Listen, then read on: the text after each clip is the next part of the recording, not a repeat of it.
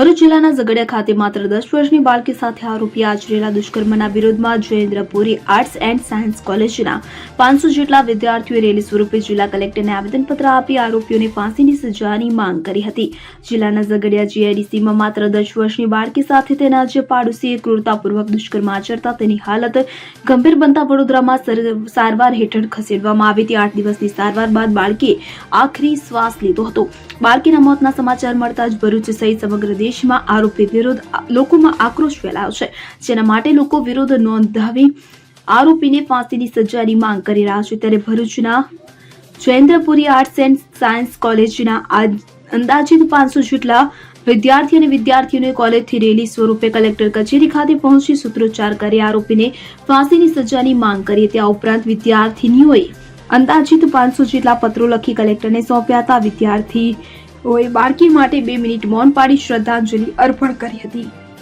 હું Krishna Solanki Shri Jayendrapuri arts and સાયન્સની વિદ્યાર્થીની છું।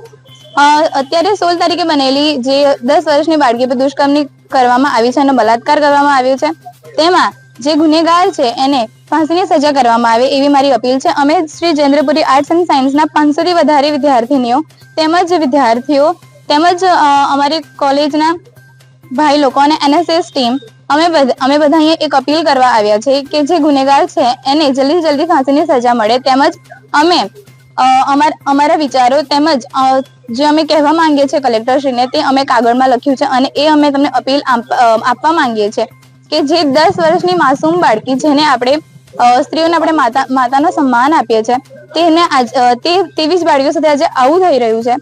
તો મારી કલેક્ટરશ્રીને બસ એક જ અપીલ છે કે છોકરીને જલ્દીથી જલ્દી ન્યાય આપવામાં આવે। જીતુ રાણા સાથે સેન 24 ન્યૂઝ ભરૂચ।